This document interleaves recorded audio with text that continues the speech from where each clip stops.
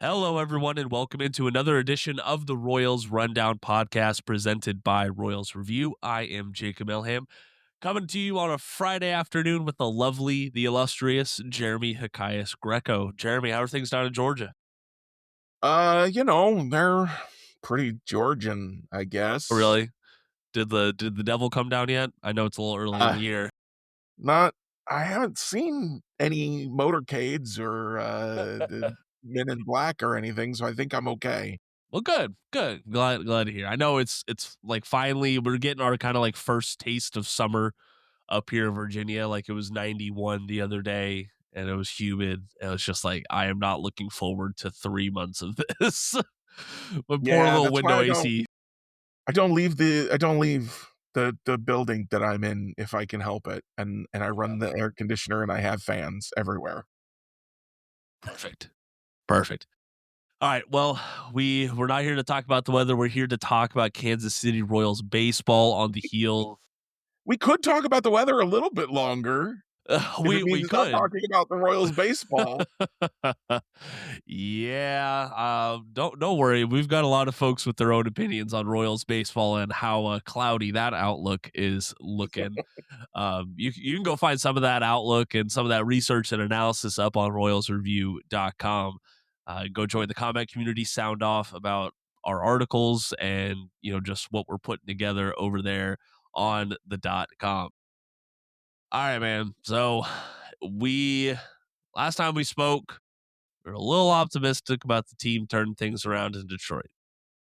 Yeah, That did not happen. no. I don't believe it happened. Well, I have I'm just gonna throw it out here early today, Jacob. Please I do. have kind of a tinfoil hat theory Okay. about what happened in Detroit. So first of all, the offensive explosion yesterday, as we're recording this Thursday afternoon, I think, and we're talking about this the day after, so I get to be the positive version of myself instead of the negative version of myself that I was immediately following the game. Um, that seemed like maybe there was some reality to that, in a way that maybe wasn't necessarily there in, say, the Brewers game or the Twins game, where they scored a lot of runs. Uh, Vinnie Pasquantino destroyed the baseball multiple times in Detroit, Yep. right? I did not even just yesterday, the whole series, he was knocking the cover off the ball. He just kept hitting it to dang right center where the wall goes out. And you got a triple out of it. Finally hit the home run yesterday. But Vinny, I think, is locked in. And if he hits the ball like that in New York, he's gonna have 10 home runs. like Uh, Mike Trout did pretty yeah. much. Jeez Louise. Vinny, or excuse me, Jack had a big day on Wednesday, getting a lot of hits and a walk. Still got a couple more hits yesterday. They broke Lesky had a whole list in his article this morning, but they broke a lot of bad streaks. And I Yeah. feel like when you break a bad streak, you can take a deep breath and you can be who you're supposed to be. Yep. And I think this offense is better than it's looked. Now, Isaac Collins, don't know how long he's hurt for. We haven't seen tonight's lineup yet. He wasn't in there after he got injured Tuesday night. Haven't seen him since. Michael Massey's hurt. He wasn't contributing much anyway. He honestly, as good as he looked in left field in spring training, he looked awful in the regular season in left field. Hasn't looked Um, as comfortable at the very least. yeah. So I don't know. Nick Lofton will probably get the call up for him if that's a serious injury, and it'll be the same as it was. Um, Jonathan India's been taking a few walks. Good for him. Yep. Bobby's been getting some extra base hits out there this since Cleveland. I don't know. I feel like the offense is yesterday was the sign of like I was talking about I think the offense could break out any time now, last podcast, I think. And I think the final game of the Detroit series was, yeah, the offense is here. And we're kind of looking down on that because the bullpen blew the game. Yep. So I don't know. I've completely gone off script from where I started to go. So do you want No, to respond to any of that before I actually drop my tinfoil hat theory on you? yeah. So I just food for thought. Number one, unfortunately, this isn't like the first time this season already that we've seen Lucas Urseg not help the Royals. So that's definitely a concern. Hmm. No Carlos Estevez or Estevez, like it doesn't matter. That's still a massive concern. And yeah, Urseg came in, he was looking for his fifth save, but he gave up 3 runs in the bottom of the ninth Hmm. to completely undo what the bats had put together after that rain delay. And I think this matters so much to Royals fans because, last year when the Royals were leading after the 8th inning, the team was 73-0. They were like that was you could basically lock it in. And Hmm. that's partially why Carlos Estevez got so many saves he did. And that was the best record in the league. Now they're 7-2 already, which is not a bad record to have when you're leading after the 8th. It's just not nearly as good as so many other teams. It's not what the standard was set as last year. I'm reading over like this is already their third walk off loss, the most in the majors. Um, and like he had allowed just Urzak had allowed just 2 runs in 6 2/3 innings, but he got 3 and only got 2 outs there. The Royals have lost 4 consecutive games, and you're talking about the bullpen here. I'll let you get to your bullpen theory here after this point. And listen to this: a different relief pitcher has suffered the loss in Yeah. all 4 games. That's that's the one of the weird things to me Yeah. is that we didn't have one guy blowing the games over and over again. It was somebody new every night. It was like, oh, Nick Mears blew the game. All right, well, let's go to Eli Morgan. Maybe he won't blow it. Nope, he blew it too. Okay, well, Lucas Urseg. Surely we can't do this. 3 different guys, 3 nights. Nope, we can. Okay. Believe it or not, we can. That we can. Now, so some numbers for folks. 9 runs on 13 hits against the Tigers. Great showing at the plate and a lot of very exciting plays. Salvador Perez's home run, Vinny's blast to right field, things like that. It's just I think it's even more disappointing when you frame it in the fact that that matches the run total from their last 4 games combined. Yeah. That's terrible. Yeah. Listen to this. The Royals are 2-9 this season when scoring 2 runs or fewer, and 5-3 when scoring at least 3 runs. Those are two very, very different teams. I'm sure, like those trends, they line up, and it's hard to win when you don't score runs and stuff like that. But at the end of the day, the Royals are wasting the American League's best starting rotation so far. They're wasting it. I don't think it's going to continue still. I still think that this is fixable. Excuse me. We are now still 19 games into the season, still not 20, still Yeah. not even the eighth of the way through, still not even half of a quarter, in other words, of the way through the season. Lots of baseball left to play. And we could say the bullpen wasn't good yesterday. The bullpen was not good yesterday. The offense showed up. You know who wasn't good yesterday? In particular, Chris Bubich. Yeah.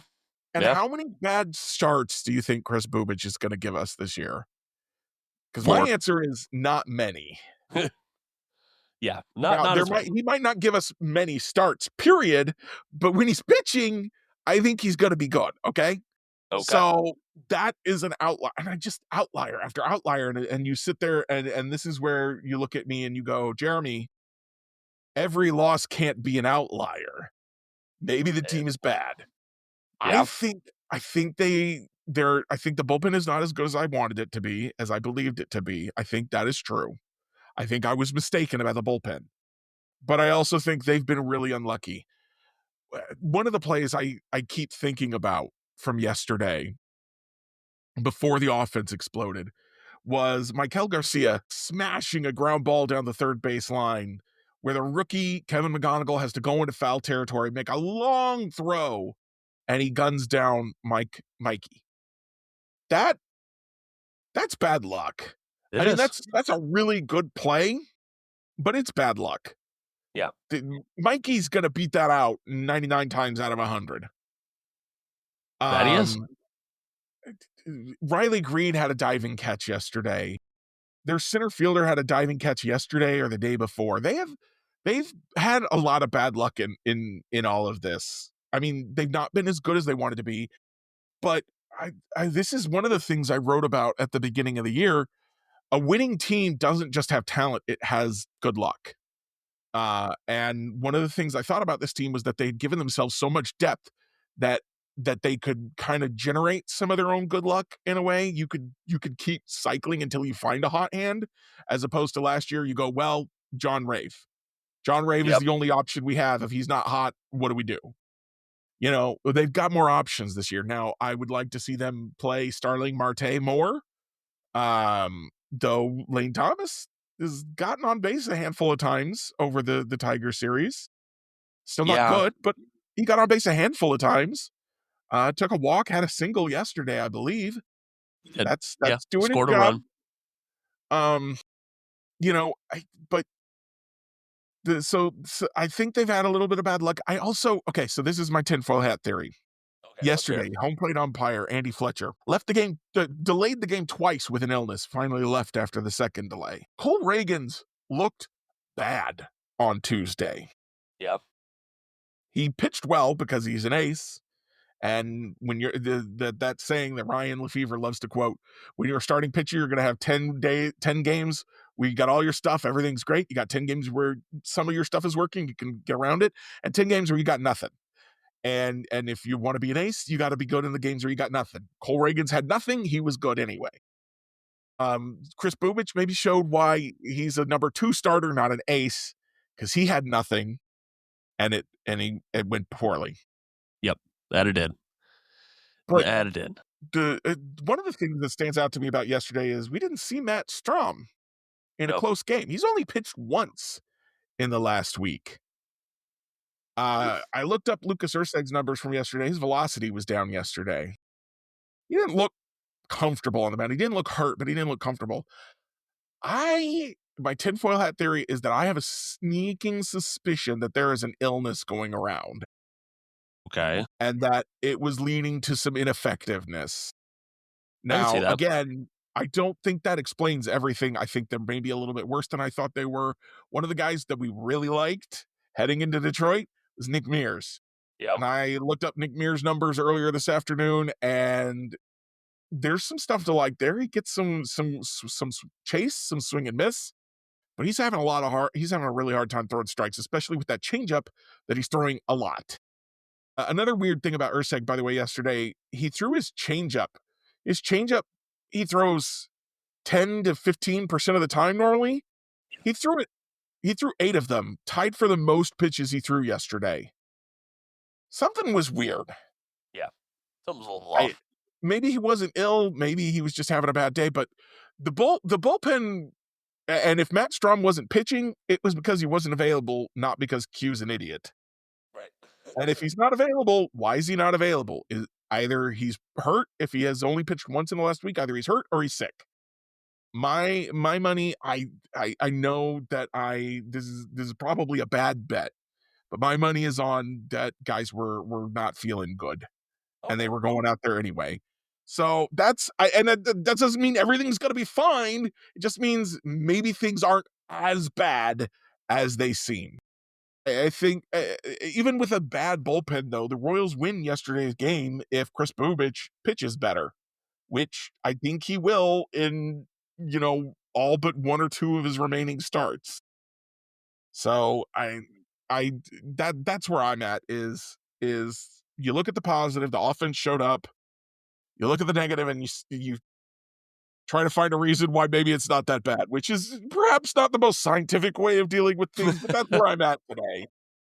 I understand that. And yeah, I say this often on the podcast. Like if we had recorded this immediately after that game on Thursday, I would have some choice words. I really, really would. It is easier to see the positives right now as the guys are getting ready for this 3-game set against the New York Yankees. We will talk about that a little bit later on. One of the positives I do want to talk about is Jac Caglianone. You brought up his bat. He's got a 3-game hitting streak. He's got a listen to this. He's got a 355 OBP Yeah. across these 17 games, which, it doesn't sound crazy. You see guys sniffing 400 at points.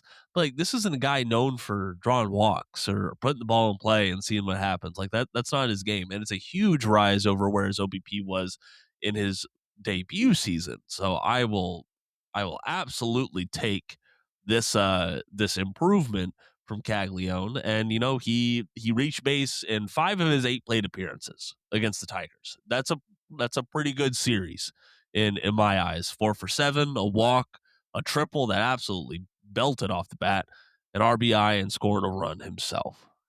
That's a great series at the plate from Caglione, but he also starred in the freaking field, man. I mean, his throw from the warning track with Javi Baez coming around to score. I know he still scored, but that was you have to give credit on eluding the tag as well. I could still appreciate the throw, which was a dot to Salvi. Like he looks like such a good outfielder right now, and so much. If you would have told me that he'd be doing this stuff within a calendar year of shifting out to the outfield, I would have been shocked. But it was a great series from that regard, I think. Yeah, and there was that throw on that didn't get the runner of El Mago, who's I can't remember his real name, but I can remember the El Mago nickname. Isn't that Um, Baez? yeah, Javi Baez. You just Yeah. said it. I can remember it. I'm like, what am I doing over here? I want to be Um, sure. yeah, it was Javi Baez, but he did throw out 2 other runners. He got an assist with the help of I don't remember Michael Massey at second base, I think, I Wednesday think it night. might have been. Yeah. And then he gunned down somebody, I think, on the fly yesterday afternoon. Yeah. Um, and by the way, Fangraphs says his defense is even now. Fangraphs defense Hey, stat we'll says take it. 0. It was negative. So he's getting better as the season goes too. At least, the defensive stats are right when they agree with me and they're wrong when they don't. Right now, they mostly agree with me. So good job on the defense stat, Fangraphs. Yeah. I'm not going to look up Yeah. Vinnie Pasquantino and fret about what they say about him. Uh, the ISO's still not there, but he was getting the ball in the air a little bit more and a couple extra base hits. That's the other thing is he hits the ball hard, but he's been hitting it on the ground a little bit. His ground ball rate is 44.7%, which is a little high, but it's not Hosmer high. You can work with a 44.7 if you hit it as hard as Cags does. And if you will take a few walks, his strikeout rates come down, his walk rate's gone up since the Detroit series. It was a good series for him. Um, yeah, he does have a 395 BABIP. Probably won't stay that high, but I expect him to carry a high BABIP in his Yeah. career just because of how hard he hits the ball. When you hit the ball Yeah. that hard, it's hard for people to catch it. That it is. That it is. And he's, in the 90th plus percentile in exit velocity and in bat speed right now. So if you need more proof that stuff correlates to success, look no further than Jac Caglianone. I'm not feeling good about my 35 plus home run prediction still, but 25 plus still seems very within the realm of possibility. I think once he starts hitting them, and I said this last year and it didn't work out, but I think once he starts hitting them, he's not going to stop. Honestly, last year he had 7 home runs in 62 games. That's not bad. He just didn't have any hits or doubles to go with the handful of home runs. Right. So, Right. so yeah, if you do 7 over 60, that's like 20, 25-ish home runs last year he would have hit. I think he's got more in him this year. He's gonna get on a real hot streak at some point, and then they'll adjust to him, and he'll have to readjust him. We'll have to see how that goes, but I think it's there. I'm very excited about Jack. I'm excited about Vinny. I'm not kidding. He could hit 10 home runs in New York, and it wouldn't surprise me based on how he was hitting the ball in Detroit. New York is pitching horribly. You were talking about they had the 5-game losing streak, and now not on a 5-game losing streak. They split a 4-game series with the Angels, who are not good. And got shelled the whole time. Their pitching staff is not giving them anything. Now we do Not get right now, Cam no. Flittler. Cam Schlittler tonight, who's pretty dang good. I'm not sure who's starting the other nights. Then, I mean, their pitchers have skill and talent. They're just not executing right now. So hopefully they continue not executing for a weekend. If the Royals win the series, they'll still have that 2-4 road trip that we were kind of talking. I think we were talking about that before Yes. during the last podcast. Still have the 2-4 road trip. It'll actually feel better than if they went 1-2 in each series, because it'll be like, well, they won 2 in the last series. That's good. It would also be their first series win in New York since 2014, which would feel pretty good if they could sneak a sweep by the Yankees, which I know I'm really asking for a lot That's a now. lot. That's a lot, I think man. we'd feel amazing. We wouldn't even remember the Detroit series. We'd just be like, they swept the Yankees Yeah, in New that's York. true. I don't even know when the last time that happened was. I couldn't tell you, but it's all about what have you done for me lately. And Yeah. we're gonna take a little bit of a closer look at this New York Yankees series, but we're gonna take our first break, so stay tuned. What would you do if your online store converted 36% more shoppers? You could take 36% more vacation, Another pina colada? Yes, please. open a new retail location with 36% more square feet, Fantastic. hire 36% more help. You're hired and you're hired. Shopify has the world's best converting checkout, up to 36% better than other e-commerce platforms. What you do with those extra sales is up to you. Switch to Shopify today at shopify.com/listen and get a $1 trial. Shopify.com/listen.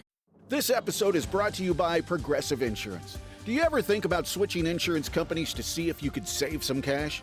Progressive makes it easy. Just drop in some details about yourself and see if you're eligible to save money when you bundle your home and auto policies.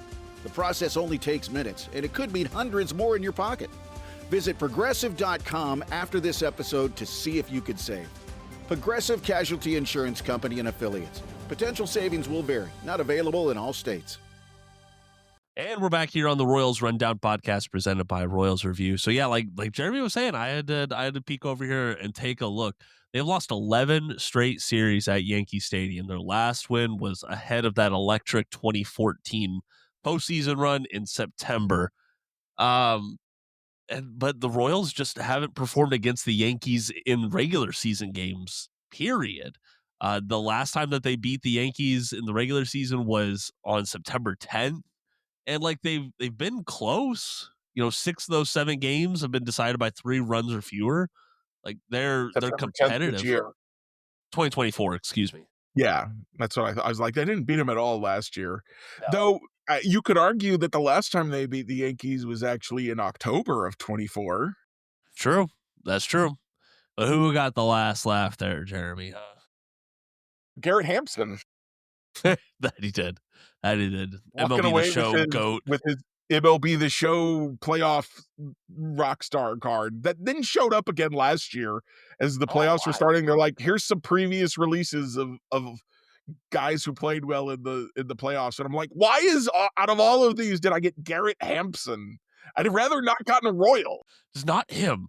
I don't even know if he's still in the league anymore. I'll look it up. Here, while you look that up, Jeremy, I'm going to run down the probable starters for each team.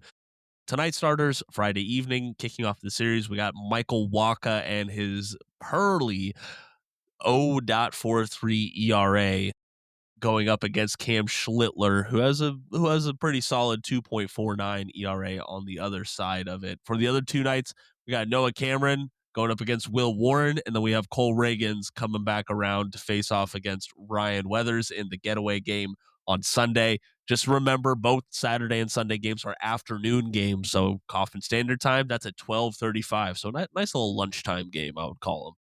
Yes. Where's Yeah, Garrett Hampson Michael at, Wacha. Jeremy? Huh? Where's Garrett Hampson at? Tell me.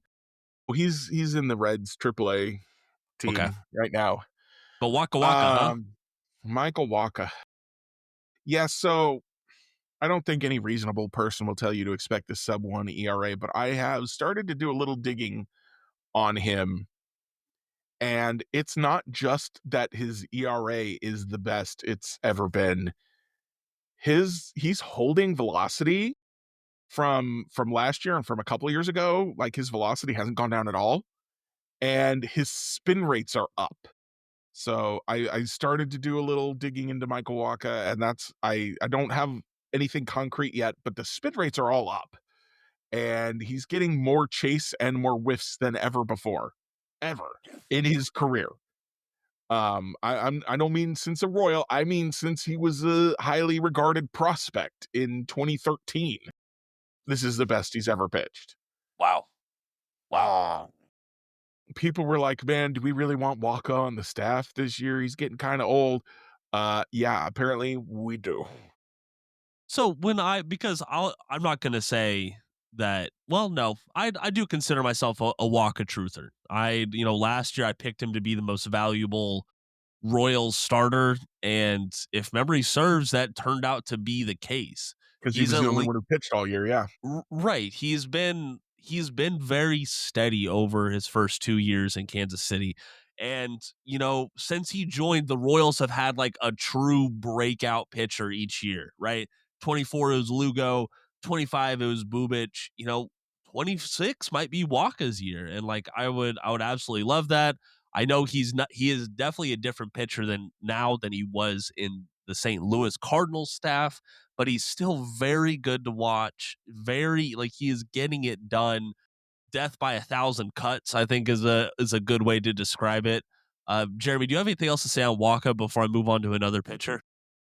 No, I'm amazed by his ability to. I think I want to just reiterate this: the holding velocity at age, what is it, 36?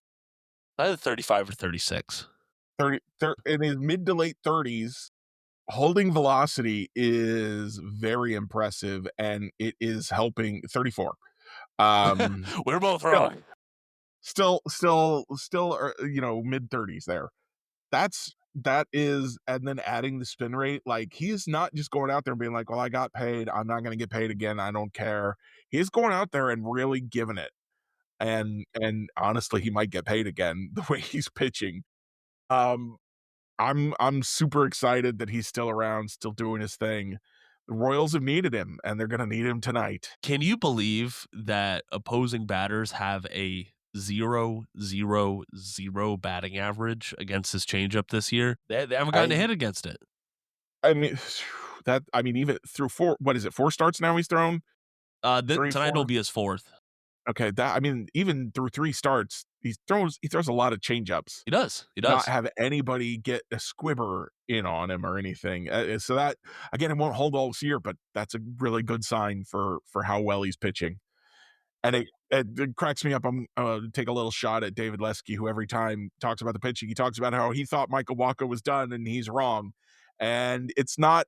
I worried for a little bit that Michael Wacha was just kind of getting lucky, but I he's not. understand. He's actually pitching really well. Yeah, that he is. That he is. Some other advanced stats to look at for Michael Wacha so far this year. So his chase rate, that was something that we talked about this offseason that the Royals were going after in the relief corps. Well, Wacha's gotten a good bit of help in the chase department as well. 83rd percentile this year. I mean, batters are chasing at a 34.6% rate. That is absolutely stellar.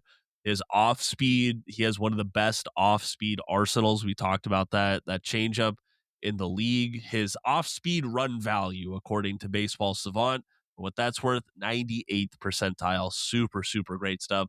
He's limiting the free bases. His walk rate is still below 7%. He's not allowing a ton of hits. He's only got 10. I didn't realize he only had 10 hits allowed in 21 innings. Like that's Yeah, I didn't realize great. it was that good either. That's, yeah. And he's not walking guys either. It's not like he's filling the bases with free guys. Exactly.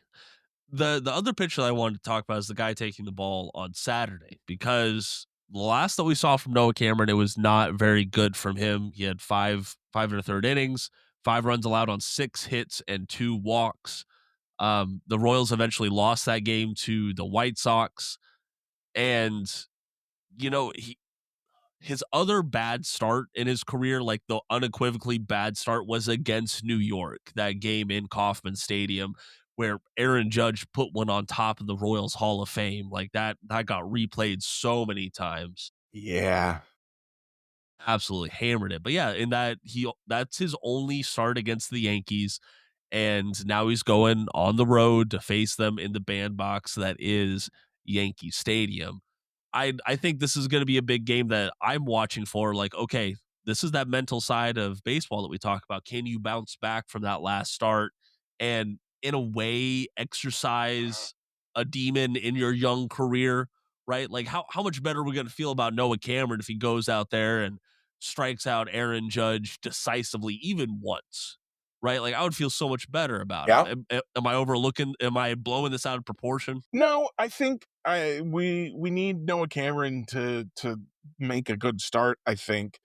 Mostly because we don't trust anyone in the bullpen right now, except for maybe Daniel Lynch, and imagine saying that before spring training. Um, and the depth in the minors has really evaporated kind of on us with Ryan Bergert getting injured. Kudrna, who I wasn't really counting on, but he was kind of depth, getting injured. Luinder Avila pretty much proving he's not a big league starter, at least not at this point in his career. Steven Kolek still has he started his rehab assignment? Let me check. I can take a look while you're He talking. did. Okay. He threw 50 pitches on April 14th. Awesome. For Omaha. So he's at least started his rehab. You know, that he should be an option in short order, but you want one guy to have for an emergency. You don't want to pull Noah Cameron because, well, he's just not pitching very well. So yeah, we need him to pitch well. I'm hoping, and I'm sure I thought this last year. The Yankees have a lot of left-handed hitters who aren't great against lefties. You got to watch out for Aaron Judge. You got to watch out for Giancarlo Stanton. But Goldschmidt isn't who he used to be. They'll use him. They won't use Ben Rice. David Wells can't hit lefties, so he should have some advantage. Also, filling your lineup with righties means that the short porch in right field is not as easily accessible, so that's a good thing to have. Yeah, I want him to pitch well. I think one of the keys to him pitching well is going to be, now remember last year, Jacob, when Noah Cameron was first making a name for himself in the big leagues, and Hugh kept pulling him after like 5 or 6 innings. Yeah, I remember And that. everyone went, let the guy pitch deeper. Let the guy pitch deeper. He's being allowed to pitch deeper this year. And in 3 starts so far, he's crashed into an invisible wall 3 times around the 5th or 6th inning. He is very good the first 2 times through the order. He is very bad the 3rd time through the order. From your 4th or 5th starter, you can take that. You just have to remember, don't let him pitch the 3rd time through the order, or if you let him start the 3rd time through the order, you have to have someone warming up behind him so you can immediately yank him when it goes bad. And I go back to John Schreiber didn't pitch in the Detroit series until a game was out of hand on Thursday. Oh, Q is paying attention.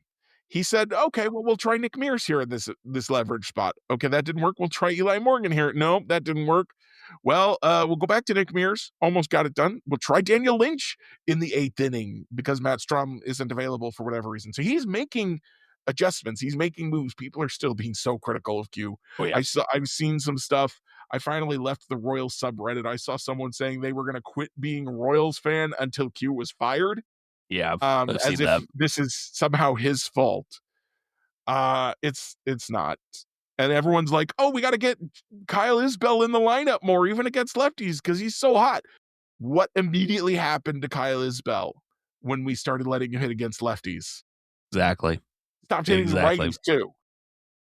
Q knows what he's doing, okay? Just relax. But yeah, so I think Q will, and Q obviously knew this about Cameron last year. I think he'll keep an eye on the situation. If the Royals are up 8-0, he'll let him keep going. But if it's a close game, we're gonna go to the bullpen and hope they're all feeling better.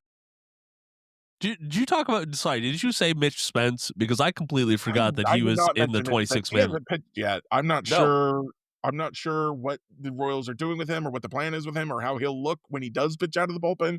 I know he looked good out of the bullpen for the A's, and I liked the trade for him. If you were going to use him out of the bullpen, the Royals said he's going to be a starter. He is starting depth, I guess, but I don't want to use him as a starter. I would rather be using Mason Black as a reliever, though. I guess he's not been hot in AAA either. So I think he's been suffering in the international league in that run favorable setting. Heading into tonight's game against the Yankees, the only bullpen pitchers who did not pitch on Thursday: Eli Morgan, Mitch Spence, and Matt Strahm. Oh, I'm looking at this. Morgan, he had 20 pitches on, what was that, Wednesday, and Daniel Lynch has only had 11 pitches over his past two appearances. But always remember, folks, you got to count the ups. You got to count how many times you tell folks to warm up and gear up. Don't look at the pitch count and the innings and such. Jeremy, anything else to add on this Yankees series before we take our last break and talk about the Padres sale? No, I don't. Again, if the Royals take 2 out of 3, they did their job for the road trip. I've advocated don't take games game by game, take them series by series or road trip by homestand. Yep. And that's still true. If they come home 2-4, it's not going to feel great, but it's what you can expect. When they went into it not having an offense and in the middle of it didn't have a bullpen, if they come home 2-4, that's real yeoman's work. If they somehow come home 3-3, it will be a miracle, and we need to throw a parade. Give them a ticker tape parade on their way out to JFK there. All right, folks, we're going to take our last break of the episode. We're going to talk about this Padres sale and get to our reviews, so stay tuned. What would you do if your online store converted 36% more shoppers? You could take 36% more vacation. Another pina colada? Yes, please. Open a new retail location with 36% more square feet. Fantastic. Hire 36% more help. You're hired and you're hired. Shopify has the world's best converting checkout, up to 36% better than other e-commerce platforms. What you do with those extra sales is up to you. Switch to Shopify today at shopify.com/listen and get a $1 trial. Shopify.com/listen. You're listening to this podcast, so I know you've got a curious mind. Here's a helpful fact you may not know yet. Drivers who switch and save with Progressive save over $900 on average. Pop over to Progressive.com, answer some questions, and you'll get a quick quote with discounts that are easy to come by. In fact, 99% of their auto customers earn at least one discount. Visit Progressive.com and see if you can enjoy a little cash back. Progressive Casualty Insurance Company and Affiliates. National average 12-month savings of $946 by new customers surveyed who saved with Progressive between June 2024 and May 2025. Potential savings will vary. Welcome back to the Royals Rundown podcast presented by Royals Review. Jacob Milham here, and I sprung this on Jeremy, so I do apologize, Jeremy, but this is MLB headline news by a pretty good wide margin. So Jose E. Feliciano and Kwanzaa Jones, the married couple, they are near a deal to buy the San Diego Padres for an MLB record $3.9 billion. Yes, that is billion with a B.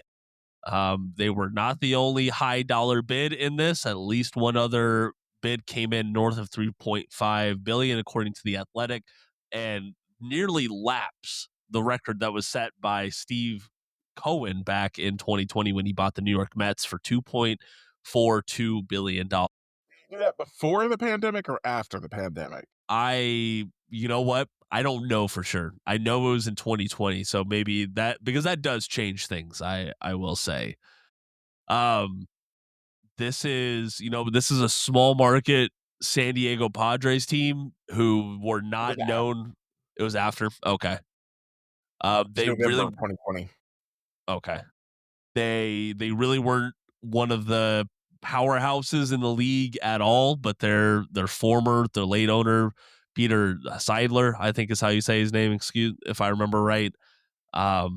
He bought it for $800 million back in 2012 and started pouring money into that team, really revitalized the image of that franchise, and now is the trust members now are cashing in on that. Of course, current owners still have to approve it by a 75% vote amongst the league owners, but this is a new watermark for, hey, you want to buy an MLB team?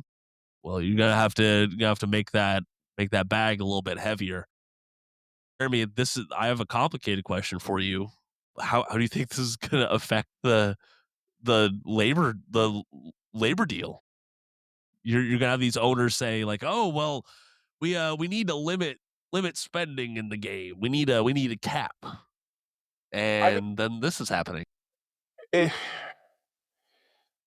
I don't know how much it affects it because both sides know the reality. As much as fans want to pretend that the owners are serious when they say they can't afford to pay the players know and the owners know that they can. Um, so I don't know. I don't think it affects things that much. It should affect public opinion. You should, and every sale of a pro sports team should. Why do the businessmen keep buying the sports teams for the sports that they don't care about if the teams don't make money? That's fair. They don't, because the teams do make money. And it's not just on resale, which, by the way, you could make a ton of money selling it off too. I'm pretty sure John Sherman could sell the Royals for $2 billion now if he wanted to. I'm sure he could. I just and the takeaway for the Padres is, like you said, how much he paid? 200,000 for it. Is that what you said? No, he paid 800 million for it back in 2012. Sorry, 800 million in 2012. So 13 years later, it's worth doing math in my head, 4.5 times as much. Yeah, that's a pretty good appreciation in your asset, huh? Yeah. I would like to buy something that appreciates by 4.5 times over a decade. I would do that for sure. I thought about buying a Subaru. I'm joking. No. But yeah. And the reason it did that, like you said, the team was bad before Seidler bought it, and he put a lot of money into it, improved the roster. You know, they got Preller to make his trades, and they got Fernando Tatis in there. They signed Machado. They signed Hosmer. It didn't work out. They signed some other guys. You know, they haven't gone crazy with the payroll like the Mets. Yeah. And they went from a team, and I remember this because I wrote about it a couple of years ago when the Royals were first talking about building a new stadium. They went from a team that received revenue sharing money. So that's not technically how it works. Technically, every team pays into revenue sharing and every team receives revenue sharing, but you pay into it a percentage of your local profits and receive a total percentage.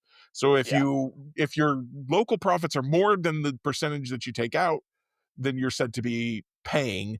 And if it's the other way, then you're said to be receiving. They went from a recipient, a revenue sharing recipient, to a revenue sharing payee, because they were making so much money, so much more money than they had been. That's what you could do when you have a winning team. That's what you do. That's what you could do when you spend money. And it's, it's not guaranteed. If you spend money and you still lose, you could lose money. So you have to be smart about your spending. It's a risk. It's a gamble. And owners don't want to gamble. They'd rather take the for sure profits of, well, we'll just lose. That's fine. He didn't. He took the risks. They paid off. And his family's going to make a lot of money because of it. Yep, that they are. One other, I know we've been not really touching the stadium stuff until there were concrete updates. We did have a concrete update from this past week. So more of the bureaucracy of this whole situation, right? Long story short, the Kansas City, Missouri City Council approved a plan to direct the city manager to, quote, negotiate a term sheet, lease, and development agreement with the Royals for a downtown ballpark. And owner John Sherman did confirm that there are renderings of that location there in Washington Park that already exist, just haven't been released to the public yet.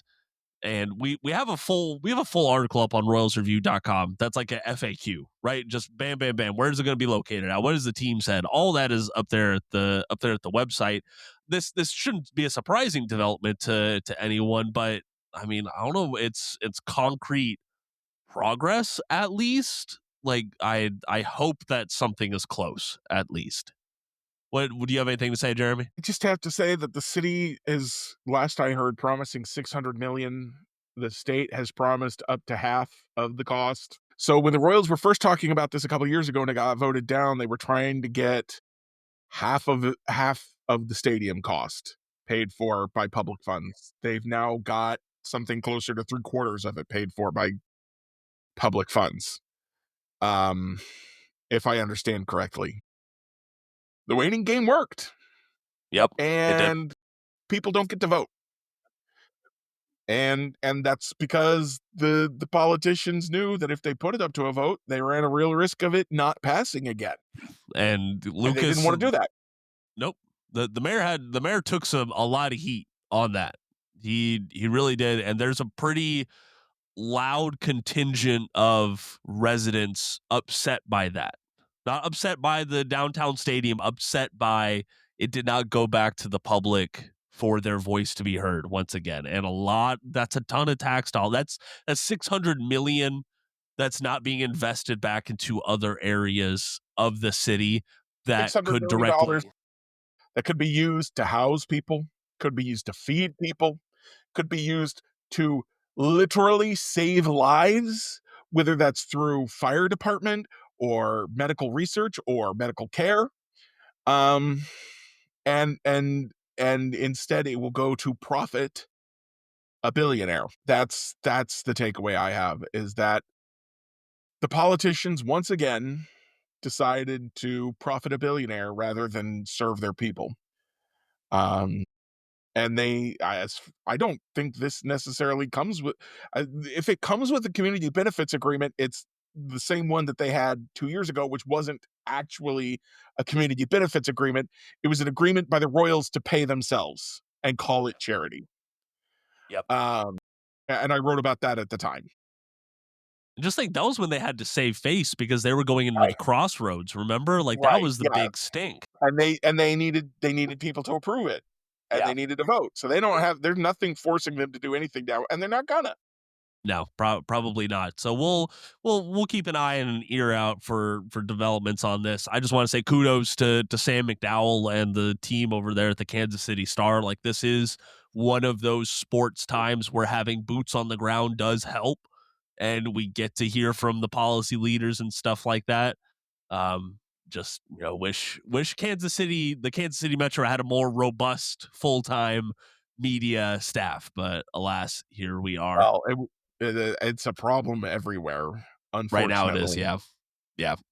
The journalism area is not what it once was, unfortunately. All right, let's us and Pop-Tarts for all of our excellent podcasting. Yeah. So they get those ad clicks, that ad revenue from, let's see, what ad am I looking at on RoyalsReview.com? From Lexus is that's what you think of when you think of baseball. Let me tell you, I'm not buying a Lexus on my Royals Review salary.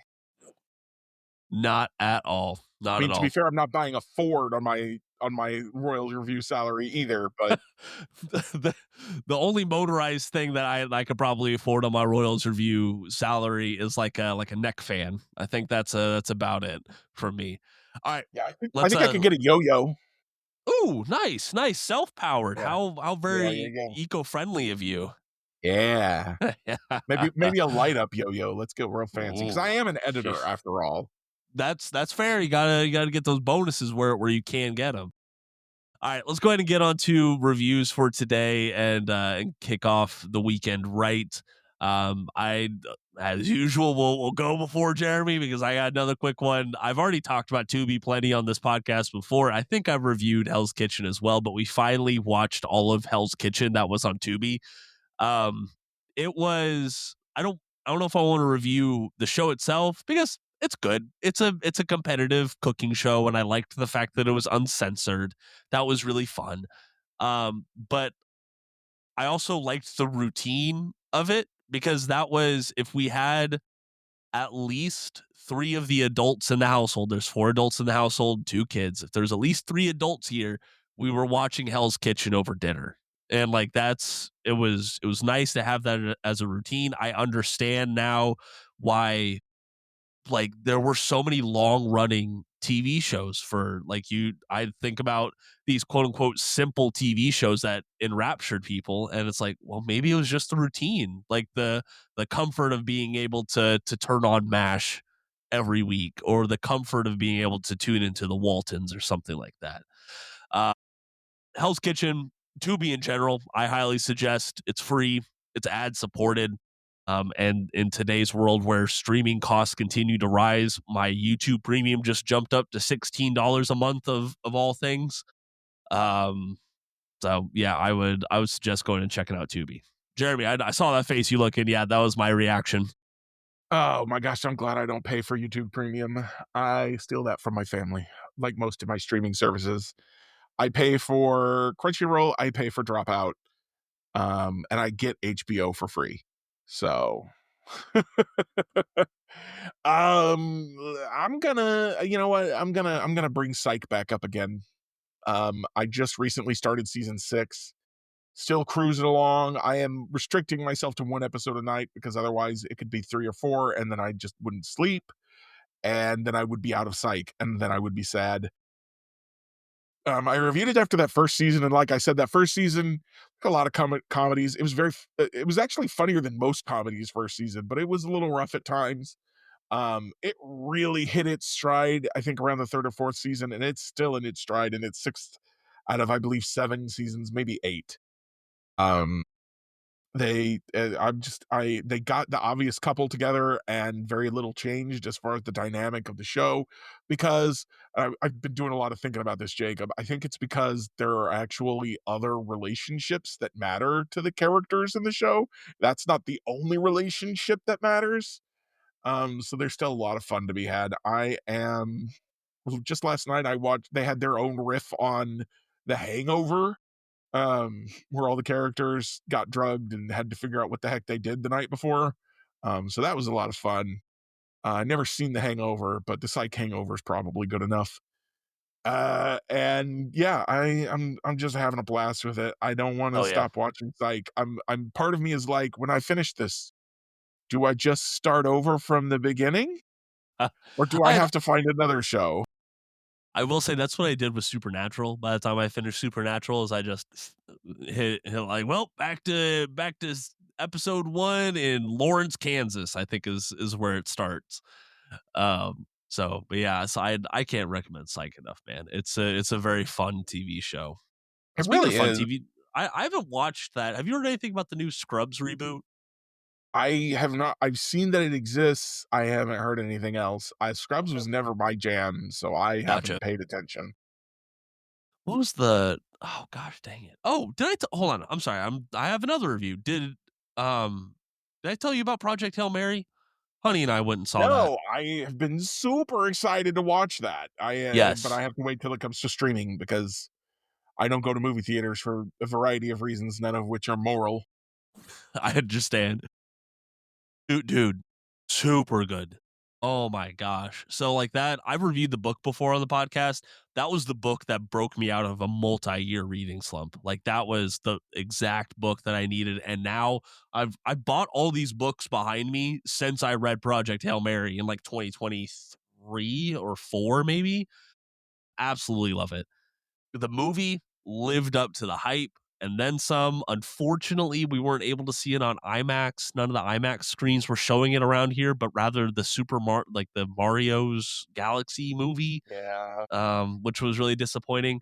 Very, very good story. Good enough that when we were leaving, Honey said, "Yeah, I want to read that book now. I want to. If you say the book is better than the movie, I've heard the book is not as good as the movie, unfortunately, but I I don't like. know for firsthand.